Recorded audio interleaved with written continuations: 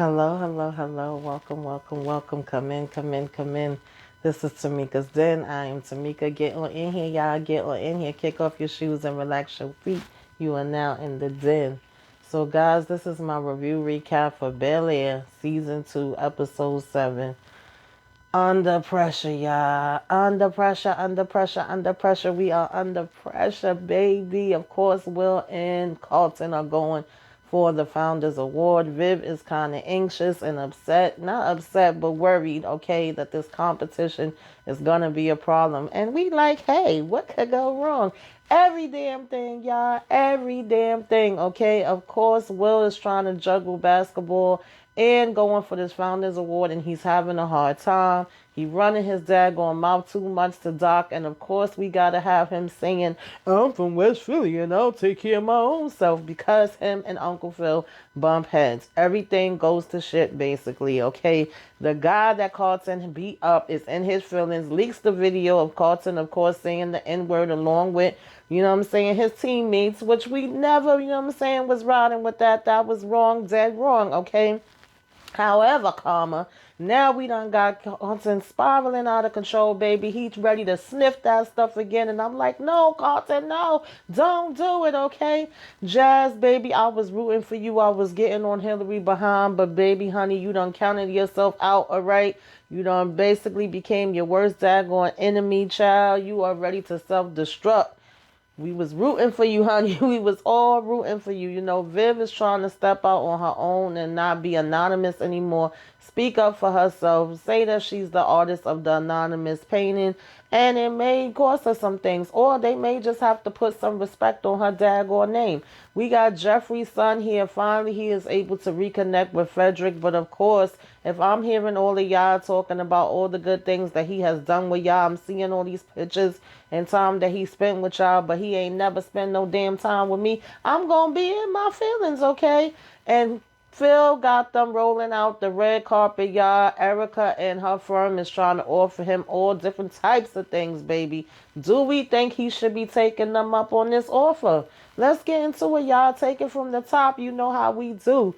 So, of course, like I said, we waking up. We having breakfast. Phil over here flipping these pancakes, okay? Making them for the boys. And they are just telling them that they are both excited and proud that these two have both, you know, been nominated for this award. But we are also worried. We worried because we know how this competition could be. We got two of the most competitive people out here going up against each other, and we want to make sure that, you know, we're going to still keep it respectful and cute, and we going to still be family. All right, we just finished having this daggone family reunion last week, and Will and them is saying, yeah, we can handle it. Y'all worrying too much, you know what I'm saying? It's all good. We both got it. We see them out here on the golf course, okay? You know, Phil telling Will that he could go over some pointers with him, help him with different things he need.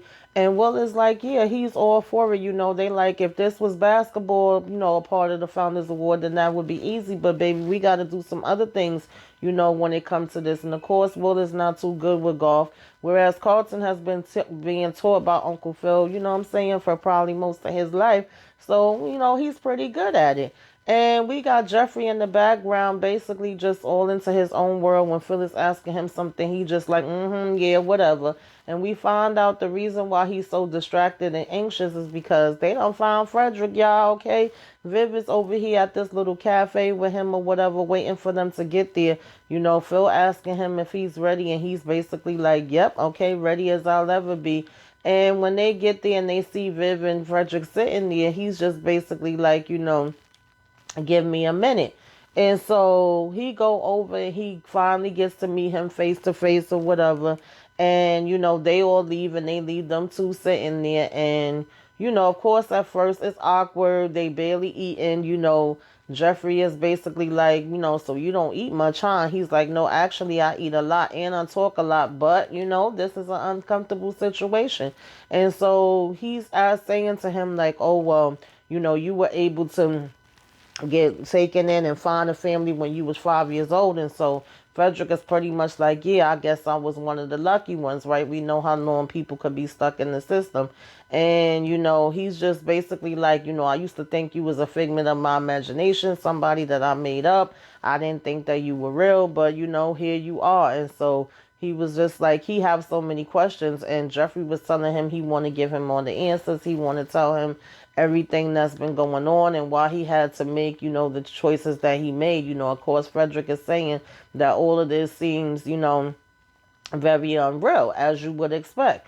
And so he was saying that that's why he came, so he could find out things for himself, because apparently he's been being told by a whole bunch of different people different stories of him, and them saying they know him and stuff like that. And Jeffrey was like, yeah, well, you can't believe everything that you hear, and I definitely want to tell you from my perspective what my truth is.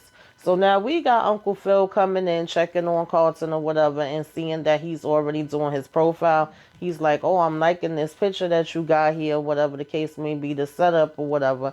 And of course, Carlton is like, things, Dad, I'm going for the 2008 DNC vibe, okay, giving a little Adam Clayton power out here in the streets. And so he was like, well, it's really great seeing that you're focused on your goal. And he basically tells him that he wants to be able to do the same thing for Will. And, he's asking him how Will is doing. And he's like, well, we're on opposing sides, so I don't know how he's doing. I'm over here focusing on me. But he was like, being as though, Carlton is more, this is his realm or whatever, and he know how things go, then he want to kind of help, will be able to help Will more, because Will don't know nothing about this. And he's like, sure, Will needs your support more than me, no problem. And so Phil is telling him thanks for understanding, and Carlton is just kind of like, yep, no, okay, whatever you say. He trying his best to just roll with the punches or whatever. So now we seeing Jazz at the record store, and we're basically getting a back and forth where Will is meddling, putting his nose in people's business that he really shouldn't be, but I know it's coming from a good place. And he's asking how's everything going between him and Hillary, knowing damn well he know how it's going. But Jazz is like, since when you're so interested in how me and Hillary are doing? And so, of course, on the one hand, he's telling, Jazz how she missing so much. And he was like, yeah, you got to step up before it could be too late. And Jazz was saying, why would it be too late? Jazz, child, will you not just ignoring her calls? But in the meantime, he's also going to Hillary and saying, he thinks you need space. And she's like, why would I need space? Why should anything be different? I was thinking that this was going to bring us even closer together. I don't know how you thought that either, Hillary girl. Okay, let's just be real. But he's giving him all different kind of ideas, like, take her to dinner, do it big. Because at first, Jazz is basically like, what, Netflix and chill? He like, no bigger. He like, dinner in a movie. He like, no bigger. You got to really go all out, show her that you appreciate it. When you literally hear Hillary saying whatever, it doesn't matter. He could literally do anything. Just show up. Just show me that you're interested. Just show me that you want this just as much, as I do. So Will is the one that's actually saying that it should be something expensive. Hillary never said that, This was his idea. Good. Again, I know he had good intentions, but Will, child, you should have just mind your business. So now we got, oh, child, the guy coming from Phil's office, and he's basically like, so where are we? Phil trying to make small talk, trying to tell him to have a seat, let them have a conversation. He like, nah, we ain't got time for that. What exactly is going on with the firm? What's the steps that you are making and taking? Okay, what is happening? Are we bringing this business back or not? And so Phil is telling him that it's taking longer than he anticipated. And he was like, come on, we need to get, Garrison. And he's like, I know that. He was like, I'm working on it. It's just taking a little longer. So I need you to go back to the partners and tell them to chill. He was like, I just need a little bit more time. I'm working all the angles. Does it sound good? But he's like, nah, I kind of sound like a bunch of bullshit to me, Phil. Okay, I got to keep it real with you. And I need you to keep it real with me. Like, we ain't got no time to be playing games. So he tells him, we've been riding together for 20 years. Have I ever told you about something and not came through? No, you haven't. Okay, then don't worry. And he's like, well, we better, because we don't really have another option at this point. And Phil is pretty much like, yep, And he go ahead to leave. But at the end of the day, Phil, you playing games too, honey, because you still selling it like you about to make this damn deal. But at the end of the day, you actually getting offers to go work with this other damn company, child. So, law firm or whatever. So now in the meantime, I've been feeling the pressure, right? This daggone Janice is still going in. She keeps emailing her about different reviews from her show saying that all these different people don't like it, and the anonymous painting is too provocative. And so Hillary is like, this woman is way off base. She don't know what the hell she talking about. She like, look at this, ma. And she show her how so many people, okay, almost 170,000 something and change, basically are loving her daggone photo, right? Of course, none of them know that it's her photo. And Hillary didn't know either. So when it slips out, like, my painting, she like, wait a minute, hold up, ma. You mean to tell me you painted this and you got it as anonymous? She was like, everybody's going crazy trying to wreck their brains to figure out who the artist is, including me. Like, why don't you just go ahead and let people know, what I'm saying, your worth, what you doing out here or whatever, what I'm saying? Let me break it down. Let me show you what you got to do so you can put yourself out there. You got to ride on this momentum. So, Viv like, you sure? And then she like, okay. Now, back at the daggone school, of course, Carlton child got this table with all his little pictures, child. He talking about some Obama's his friend and all of this and that. And, of course, the other a-hole that came and brung him the little drugs, talking about these can help you with your anxiety. He's coming over and he's like, oh, let me guess, you're going to put out the overachiever stuff. And he was like, well, let me guess, you're going to put in, your life meets polos and white paradise stuff. So basically, he's like, well, yeah, you got to give the people what they want. And so, Carlton is saying, I'm sure they don't want another pompous, cocky asshole. And he was like, well, then that would disqualify you too, right? Then you wouldn't win either. So basically, he's like, good luck, Banks. And of course, everybody starts coming in. Now, we got freaking homeboy that Carlton beat up running behind Lisa, talking about, Lisa, can you just wait? You haven't been talking to me ever since, me and Carlton got into the fight. And she was like, that's because he's my friend and I don't do bullies, Drew, okay? You know what I'm saying? Like, skip to my loo. But then Lisa falls for the okie doke a little bit where he's talking about some, oh, well, I made a mistake. That's not who I am and all this other stuff. I don't want you thinking the worst of me. Look, I know I messed up. Can we meet up tomorrow or whatever and have a little, tea? Nah, he actually said grab a bite and, start over. And so she gonna talk about some, let me think about it, because, of course, she's still in her feelings about Will any damn way. So now, of course, Will is not there. He's basically like, so where's the other BSU nominee? But he had to call up Uncle Phil and tell him that he had got called in for, this late practice or whatever that he didn't know about by Doc, which I feel like he did on purpose any damn way. You can't tell me he didn't. I still don't trust Doc. Okay, I don't know what his bigger game plan is supposed to be. And so Phil go ahead into this daggone, red carpet rollout at the law firm, child, with Erica, okay? He was like, you've been sending nonstop messages for 2 weeks, by the way, irking my damn wife nervous with it. And she was like, well, I got to be persistent when I want to get what I want. He over here looking like, well, what do you want?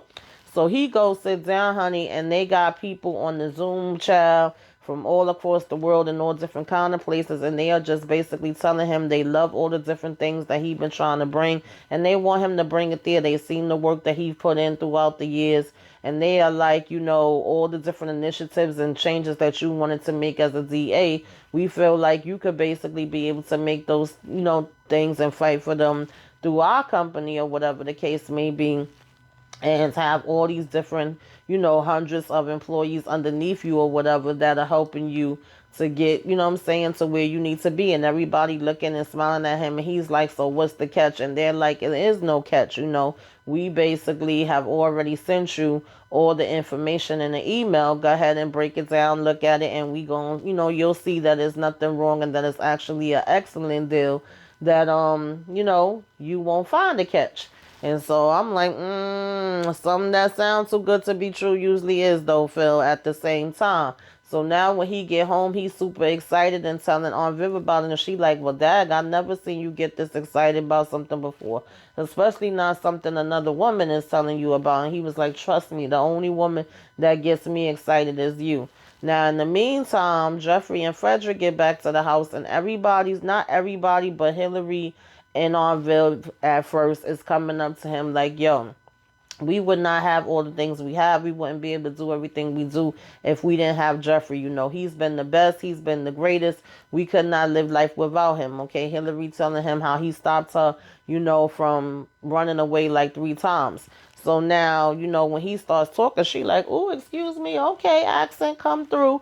And, you know, they just kind of vibing, but you could tell, again, it's awkward for him. He's looking like, yo, you didn't tell me you lived in a damn castle. And he was like, well, this is just, you know what I'm saying, how I'm a part of the perks or whatever because I manage the family operations. And so, you know, then they go ahead and they take him off to show him a little bit around the house. You know, Viv is hugging him like it's great to see you again. So, of course, now Will gets to the school late and unprepared, right? And he's trying to play it off and use his little, you know, usual Will charm. But at the same time that people seemed like they was falling for it a little bit, they did turn around and basically was like, yeah, but what's the 5 points, okay, of the founders? And Will is like, the 5 points, you know, let me go ahead and look it up. He kind of fumbled in the bag. And so Carlton was in the middle of trying to take over and, you know, get back into the speech that he was giving. And all of a sudden, everybody's phone started vibrating. And we got the daggone video, of course, of him, you know, basically letting these guys say the N-word. Child, everybody seeing it and they looking and we seeing, you know, of course, when Will came in and was like, are y'all freaking crazy? Y'all don't get to say that. So now they come home arguing or whatever, and Viv and Phil is like, what the hell is going on? Cut it out. She's like, this is exactly what I was afraid of. And they tell them what happened, and in the midst of that, you know, Carlton is like, yeah, Dad, because see, this is why, you know, you were saying that he need more help and that he basically don't take stuff serious. And Phil is like, no, that's not what I said. What I said is that, you know, he have a harder time kind of, you know, juggling things and being on schedule and taking it serious in that way or whatever, and that he was going to help him with that because he knew that Carlton already had it on track. And Will, of course, gets offended by that and was like, so because I do things different from the both of y'all, that means that I can't do it and you don't believe in me? He's like, well, at least Doc believed in me. He was the one that told me to go for it in the first place. None of y'all thought that I could do it. And so, of course, when Phil hears Doc name, here he go. Well, if he ain't getting my money, I wonder how much he would believe in you. And of course, Will want to talk about he could do it all on his own. Now, in the meantime, before they had even got there, when they was back out to school, you know, here come Mr. Dan Polo Boy talking about some, well, it was just a dumb award anyway. I don't give a damn, you know what I'm saying? I guess we gonna have to just go ahead and pack it up. And Carlton was like, yeah, I'm sure it's easy for you to do that or whatever. You know, he's saying how his mama's a trustee at Yale. So Carlton was like privileged at his best or whatever. And he was like, well, you know, you need to keep that energy with your cousin. And Carlton is like, what are you talking about? And he was like, come on, Will had to be the one that basically dropped that video. He was like, he was doing bad 1 minute and all of a sudden, you know, the video drops. Like that was just a coincidence. So now that he put that battery in Carlton back, that's how Carlton ran with it and started accusing Will, which Carlton should have known better than to think that Will would have did that. But now we got Will leaving with a damn attitude, saying that he could go ahead and make it on his own. He don't need nothing from them, blah, blah, blah. Same old song. We are basically going backwards now instead of forward. Now, in the meantime, you know, Jazz and Hillary go out to this date. First, it's going good. He ordering the food she like. He brought her to her favorite restaurant. She like, how the heck you knew this was my favorite restaurant? Well, you know, but of course he talking about, I'm Jazz, baby. What you think? It's me. So he getting her favorite drink. All of that stuff was going great until when the check came and all of a sudden, you know, I mean, she's basically like, your card is getting declined, sir. You got another card. He's talking about, no, it's not getting declined because I put money on it. I know how much money is there. He's telling her to do it again. And Hillary's like, okay, well, we're in public. It ain't that serious. Like, let me just go ahead and pay for it off my card. And, of course, this pisses Jazz off. Now, in the meantime, Will is leaving with, you know, the two teammates that at first was giving him a whole bunch of trouble, the ones that Jackie gave him the breakdown on. And they like, yo, this your ride? Like, damn, you really is doing it big time. If I had this ride, you know what I'm saying, of course, I would have all the chicks up in there. I would be doing this and that. And so, you know, they asking him, do he want to hang? And he's basically like, sure, I'll meet y'all over there. They like, nah, we about to get up in here. What you talking about? You got the ride. So I ain't gonna lie, I got a little nervous, like, oh, Lord, what they gonna get into? But they ended up actually being cool. They just like, wait a minute, you got footrest in here, TV and all this different stuff. We could watch the game in here. Of course, Will trying to flex like, yeah, this is my ride. My aunt got tired of me taking hers.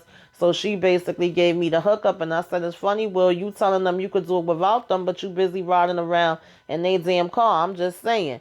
So, we get back to Jeffrey and his son, and he's looking at these pictures, seeing them having all of these different family photos. And it's getting to him. He starts saying, well, I think I'm going to actually be heading out early. And at first, Jeffrey was thinking he just meant by, going back to the hotel. But no, he actually means that he think his time here is up. He's like, I don't hate you. You know what I'm saying? But I don't know you. And you've had this whole other life without me. I'm hearing all these people say how great you are, but you weren't great to me. You weren't there for me. You weren't nothing to me, right? And you could actually, you know what I'm saying, understand where he's coming from. So although this definitely breaks Jeffrey's heart, he's just basically like, okay, I get it. You know what I'm saying? I'll have the car sent for you so you could go ahead and leave and do what you got to do, right? He was saying he didn't want them to end on a bad note initially. And, Frederick was just kind of like, okay, well, let's end on this note. We don't owe each other nothing. We're both happy with where our lives is at, right? But of course, we know Jeffrey is not happy. He's always felt like a piece of him was missing with Frederick. But Frederick can't see it from that standpoint. And I get it. So, when he's waiting for his car to come, you do have Uncle Phil coming up to him and saying, listen, I got to tell you something before you leave.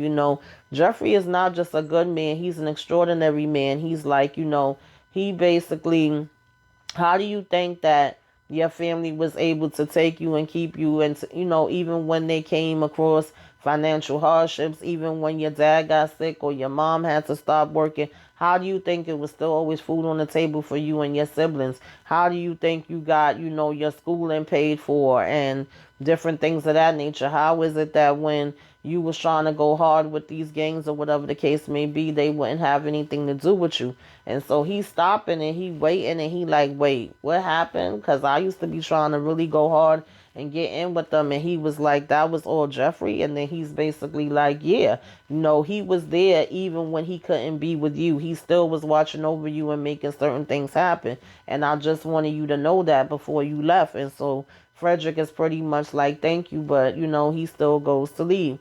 Now, when Will is out here hanging with the fellas, they over here buying all this different food, telling him don't worry about it. You know what I'm saying? That's on me. That's my treat or whatever the case may be. And just one guy is saying how he is really doing this for his sister and to be able to take care of his family and stuff like that. And Will is like, same here. And they like, what are you talking about? You already damn made it, okay? You in Bel-Air. He was like, I keep telling y'all that's my aunt and uncle money. That don't got nothing to do with me. I still got to make my own way. That's not my money. And I'm from damn Philly, okay? And so they like, I hear you on that. Now, over here, child, on the side, we get drunk Jackie coming talking about, what is this, a date or something? And she kissing Will a little hard or whatever and telling him to leave with her. And he like, whoa, whoa, whoa, chill. Next thing you know, she talking about some F you and all of this. And Will like, yo, where the hell did that come from? So later, she dancing and stuff, he's still trying to come and talk to her. He's like, I never seen her like this. She crazy drunk. The fellas basically said, listen, that's on you, okay, brother. Now, she bumps into this girl and starts a whole daggone argument with her because some girl was calling her a B, and she was like, who you calling a B, okay? I don't see your mama around here. So they got to pull them apart. And the guys basically was like, well, good luck with that because now you got to take her home and she lived with Doc. And they talking about, oh, you ain't know? Okay, well, you gonna know now. So Carlton comes in and talks to his mom saying, I guess you enjoy being right all the time. And she's like, what do you mean? And he says, you was right about this causing friction between me and Will. So she was like, well, that's not something that I want to be right about, right? I'm not going to sit here and celebrate being right about both of y'all being hurt or whatever the case may be. And she's just telling him, like, even she is still trying to figure stuff out at her age, okay, of 32. And you learning every day. And she was like, she went through all different kind of stuff similar to him in high school as well. The only difference is she was not caught on tape. So she's like, you got to make it work for you. And she's saying how she actually just put herself out there on social media. And he was like, for real? Okay. And she was like, yeah.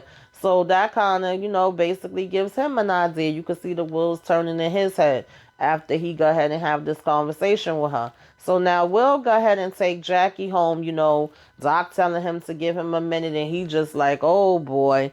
So now while Will is sitting out there waiting, he ends up coming out and sitting next to Will and telling him about how he actually had to take Jackie in, like after his sister had got pregnant with her as a teenager and stuff like that and was having a hard time. And, he tries to make sure that she don't make the same mistakes as his sister. And so, Will is like, well, respect for you stepping up and doing that. And Doc is saying that's what family is supposed to do. We look out for each other. So, Will, of course, yeah, you right. My Uncle Phil, he the one that helped me where, I could have either been dead or in jail or whatever the case may be. And I give him props for that. I just wish he would stop trying to run my whole life. And then here go Doc. Oh, so your Uncle Phil helped you with something? Oh, if you don't want to talk about it, it's okay. And we'll talk about some, no, I trust you. Like, that's your problem, Will. You trust the wrong damn people and be ready to curse your damn people you should be freaking trusting and believing in the hell out and turning your back on them quick, fast, and in the damn hurry. Child, shut the hell up sometime.